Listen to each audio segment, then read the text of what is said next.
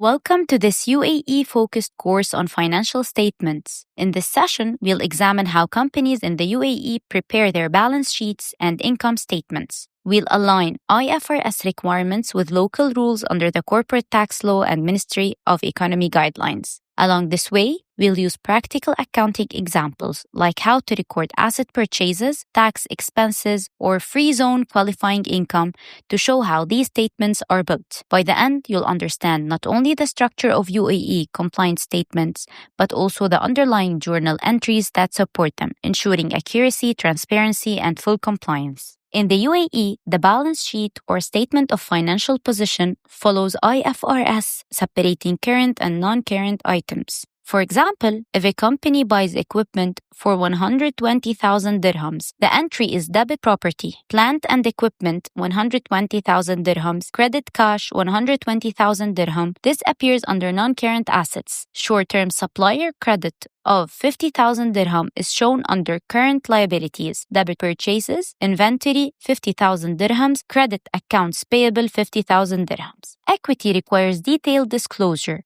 Issued capital, reserves, retained earnings, and non-controlling interests for group companies. Beyond the numbers, UAE compliance requires supporting notes like related party loans or guarantees to give regulators and auditors a full picture. The UAE income statement mirrors IFRS, but corporate tax changes the reporting landscape. Example, a company sells goods worth 500,000 dirhams. Entry, debit cash receivable, 500,000 dirham. Credit sales revenue, 500,000 dirham. Cost of sales, 300,000 dirham. Debit, COGS, 300,000 dirham. Credit inventory, 300,000 dirham. Operating profit, 200,000 dirham. Now, under UAE law, corporate tax applies at 9% above 375,000 dirham of taxable profit. Let's assume taxable income is 400,000 dirham. Debit tax expense, 3,600 dirham. Credit tax payable, 3,600 dirham. Deferred tax adjustments are also reported, especially when timing differences exist between accounting and tax recognition. Segment reporting, for instance, revenue split between Dubai and Abu Dhabi branches, improves transparency and audit readiness. Mainland and free zone companies follow IFRS but face different tax treatments. For a mainland company, profit of 600,000 dirhams, taxable income 600,000 dirhams minus 375,000 exemption equals 225,000 dirhams taxed at 9%. Entry, debit tax expense 20,250 dirhams, credit tax payable 20,250 dirhams.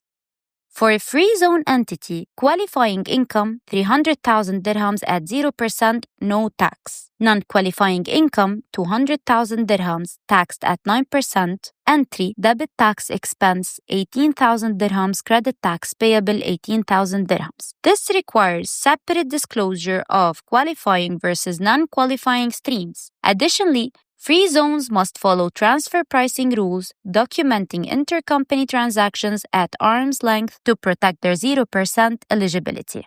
In summary, UAE companies must present IFRS-aligned financial statements with corporate tax compliance built in. Balance sheets should distinguish current versus non-current categories, while income statements must include the corporate tax line, reconciliation, and any deferred tax impacts.